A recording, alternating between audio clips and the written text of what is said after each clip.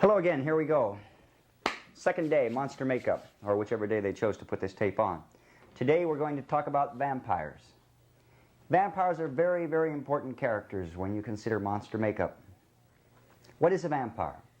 A vampire is a creature that has been infected, a man, a human being that has been infected by the bite of a vampire bat. He's picked up the vampire bat germ, he's become infectious, and he's died. When he dies, I know he's very interested in what I'm saying. When the man dies, he doesn't die. He comes back to life in the form of a vampire, and he lives forever until he's killed with a wooden stake that is plunged deep into his heart. It makes for a lot of wonderful gory viewing and for a lot of work on our part, which keeps us in business. So all you have to really think about when you're thinking of vampires is what kind of vampire is it? All right, now you have to go to your script again. You research through the script to get an idea visually of what the vampire should look like. Is he the classic vampire, the Bela Lugosi vampire with the white face and the ruby red lips, the darkness under the eyes? Is he the more handsome vampire, the Christopher Lee vampire, or the vampire that David Peel played in The Brides of Dracula? He was a normal-looking person. All he had was fangs and red eyes when they came in tight, which was achieved by the use of contact lenses. By the way, while I'm on the subject, when you use contact lenses, you will not be applying the contact lenses. You will not be putting the contact lenses into the eye. This is the job of someone who has been trained professionally in the use of complete contact lenses. This is the job of an eye doctor or a technician that has been sent to the set by an ophthalmologist or an optometrist. Now, what you do to order the contact lenses is you talk to an eye doctor, usually an ophthalmologist. So occasionally an optometrist will be able to order them for you, or to make them for you, or to see to it that everything is done for you properly, or to send you to an ophthalmologist. You tell the doctor exactly what you want to see on camera in a close-up, whether it be a completely white eye or whether it be red veins in the white portion of the eye. Whatever you want, they're able to make for you. When they put these into the eye, they deaden the eye first with an anesthetic solution, so that the performer, if he's not used to wearing contact lenses, will feel no discomfort. And he'll feel discomfort, but he won't feel pain. So your job then is to make sure that you know exactly what they want to see on camera in close-up, to talk to people who have been specifically and professionally trained in the use of complete contact lenses, and to make sure that the actor knows exactly what he's in for when he's using the contact lenses. The technician must be on the set at all times during the use of the contact lenses, and the contact lenses cannot be kept in the eye for a very long period of time, depending on the shape of the eye, the type of contact lens being used, and only this can be determined by a professional doctor who is trained in this procedure. So what we're going to do now is to do a vampire makeup, not a completely classic vampire makeup, but a little adaptation from the classic vampire makeup. Again, I have Joss Michael Martin as my subject. He has a fan club out there already. All right, now, what are we going to use as a base? Our base can be practically anything. You know, you can use 2231B pancake. You can use white pancake, mix it with black to get any shade of 2231B or gray that you want by mixing the black and the white together. You can use grease makeup. You don't have to use pancake makeup. You can use grease makeup. Now, if you use grease makeup, you have to make sure that it's well powdered, because if the man has been dead for quite some time, or if he's supposed to look bloodless, he shouldn't have too much shine to his skin, because the more shine he has in his skin, the healthier he's going to appear. So what I've chosen to use is, I like this particular color. This is called FF7, FF7, and it's made by Cryolan, and it is a special rubber grease paint. This is rubber mask grease. It's made to be used on rubber pieces, but that doesn't mean that it's going to stop us from applying it directly onto his skin. This has a higher percentage of pigment, which means we're going to get much better coverage than the regular grease makeup or oil-based makeup. Say we had chosen to use a pan stick makeup. We'd be touching this makeup up all day long, time after time again, because there's a less amount of pigment in the makeup. So here we have a makeup that has quite a bit of pigment. Now, what are we going to do? We're going to get his hair out of the way first. Same thing we did when we did the werewolf makeup. Or if you haven't seen the werewolf makeup yet, you will be seeing it soon. First thing we're going to do is final net. Hairbrush. Let's get the hair back. As we brush the hair back, spray the final net. Brush it through. Most of your vampires have the hair slicked back. The only vampire that I can remember that did not have hair slicked back was the young vampire in the Brides of Dracula, David Peel. It was an English picture, and it was very well done. In fact, his hair was worn very much similar to the way that Joss is wearing his hair normally. So what I'm going to do is I'm going to split the difference. I'm going to allow Joss to wear his hair somewhat the way he usually wears it to keep the appearance of a more stylish, more up-to-date vampire. And however, I'm going to bring it back just a little bit so that we have a bit of a comparison to the more classic vampires. All right, folks, now let's take a regular base sponge, white foam latex, and we'll take our FF7 rubber mask grease, and we're going to start on the neck here. It doesn't really make any difference where you start. I like to start on the neck and work my way up. I'm going to leave a little area undone there so that I can touch it up afterwards. Our next step, I'm going to walk out of camera here for a second. If you just go into a nice tight shot, a nice head shot, and hold that for me. I'll get a powder puff right here. We're going to powder this makeup quite heavily. Now, this powder that I'm choosing to use is made by Stein's. This is Stein's powder, and it's a very, very pale cream color. Stein's powder. Now, you notice that I'm taking this directly from the container and just working it right into this rubber mask grease, and you've got to do this. There's an awful lot of castor oil in this rubber mask grease, and if you don't put a lot of powder onto the rubber mask grease, you're just going to end up with a big greasy mess later on in the day. Now,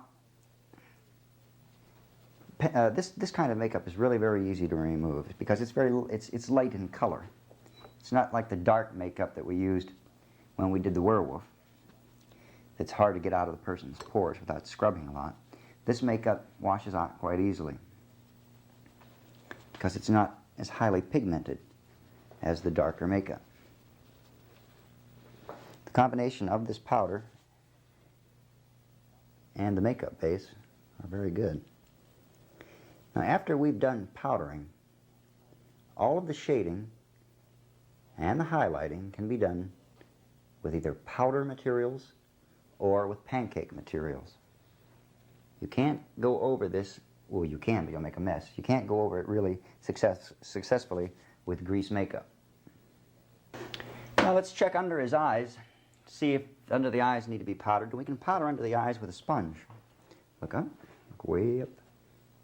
Just the eyes, that's it. And we'll take this sponge with the powder on it and go right up to the edge of the lid. Just like that. All right, now let's take a look and see exactly what we want to do here. Analyze the makeup that we've done so far. We're going to use some darker powders to add some shadows to the face. And I'm going to use some of the Stein's powders. Here again is another Stein's powder, Stein's face powder. This is a dark brown, it's shade number 13.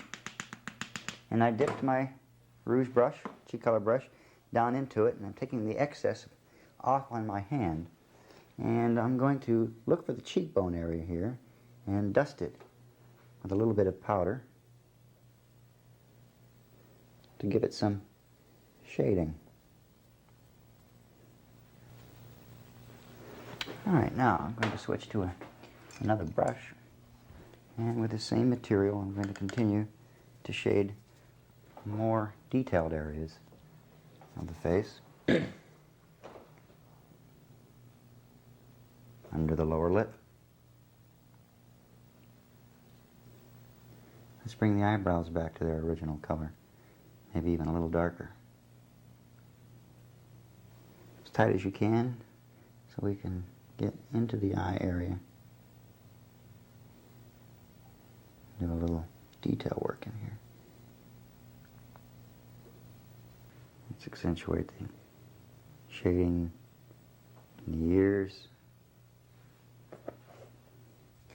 And you see, you can take and extend and accentuate the jawline. We can accentuate these hollows here with the powder, blending them out so they're very subtle. Now I'm going to do a little bit of highlighting.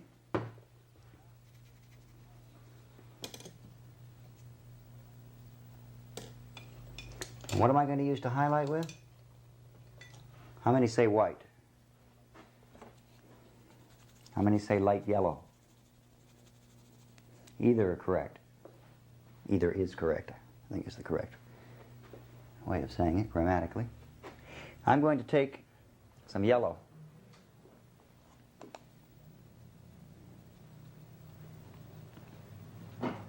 Frown for me, big frown. And I'm going to highlight with yellow.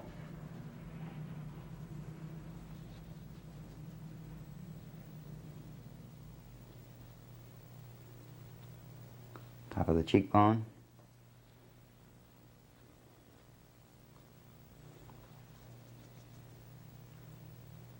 Flare of the nostrils. Again, remember, this will all be blended out. The nasolabial folds.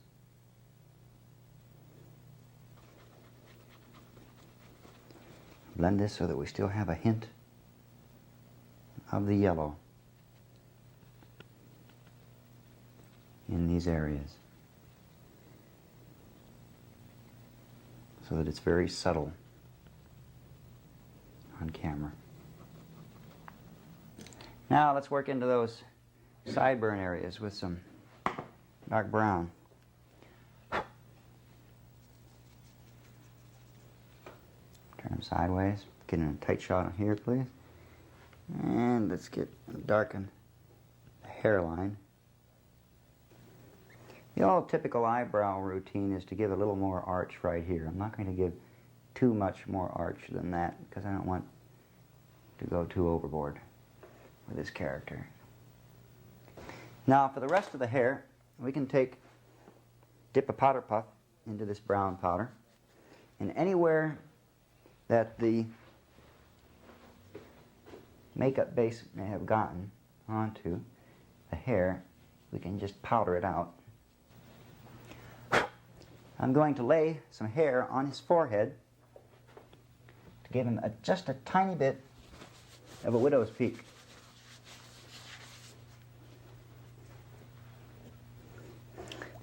Now I'll use just the slightest amount of adhesive for this, because you're only going to be using about an inch width of hair. Pull his hair back, dot the adhesive where you want to apply the hair. While that's becoming tacky, we'll take the hair here. I'm just running it through a comb to straighten all of the fibers so they're running in the same direction. With a good scissors, I'm going to take the hair, fold it in half, cut it like so, hold it to cut the triangle that I want,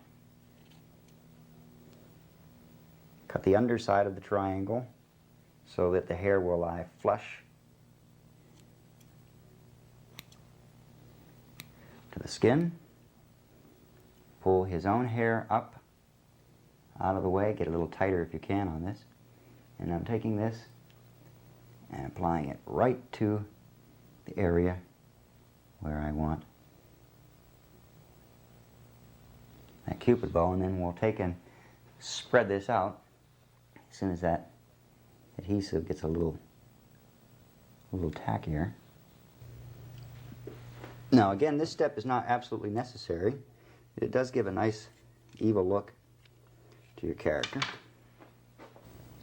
I'll let that get good and tacky and hold on and do its job before I dress it. Let's move on to another area here. I'm going to darken up his lips a bit. Now we're going to give him the scatter lip application.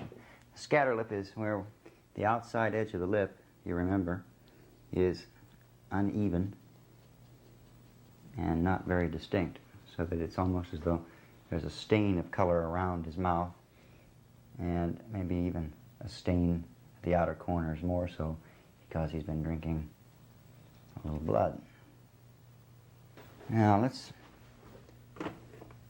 say that he's had almost a little too much blood, and the area under his eyes are a little red. He's swollen up a bit. Look straight up for me. I'm going to take and put a little bit of red at the outer corner and at the inner corner and blend it out. Be careful with this, because the idea, like I said before, was not to use too much of anything that'll give him too much life. But in this case, we're going to use a little theatrical license and say that the reason that he's red here, excuse all the noise outside, the reason that he's red here is because he's overgorged himself with blood. And as Bram Stoker wrote in the actual book, Dracula was lying in the coffin. He described him as being so gorged that his cheeks were puffed and filled with blood, and blood was seeping from the corners of his ears, and from his ears rather, and from the corners, each corner of each eye, and from the nostrils, and from the mouth. So you can picture this awful bloated creature with puffed cheeks filled with blood, and the blood dripping out of all open areas. Look straight ahead now. Now I'm going to take a little red and put some red into the inner corners of the eyes, right into the actual lid. And we'll take and blend this real well and drip a little bit of blood from the outer corners of the mouth here, just to see.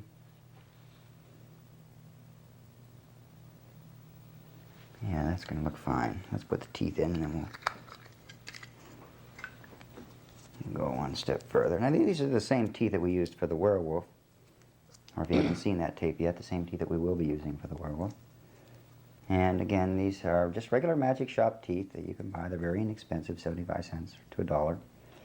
And I've painted them up with nail polish and with black tooth enamel. So we're going to put these closer fangs on the top. Put this in your mouth, way in. You go ahead and do that, like so. We'll bring the teeth, the lips around the teeth. Okay, and we can take and put a little bit of blood right down into the gum area here, like that. Let it drip down onto the lips, onto the teeth, like this. In a close-up, let's say this were a close-up, you'd be putting your blood right in those areas there. And you can see how the hair has been spread out to give a more natural look and to blend in with the rest of the hair on the head. Now I'm going to spray that with some Final Net, shake it real well.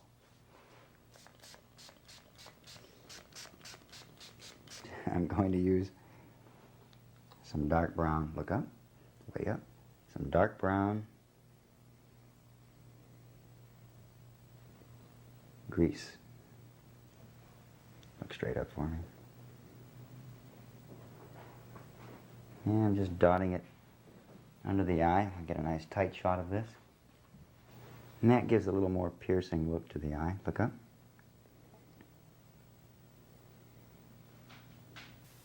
Put a little red in the nostrils here. Now keep in mind that this could have been done by putting a coat of latex all over his face, stretching and stippling him like crazy, giving him a rugged, rough, leathery skin texture. You could have done latex and cotton. You could have done all sorts of construction makeup under this to give him texture, and then have done this kind of a makeup over it for a real mummified looking monster makeup, a vampire makeup. But anything goes.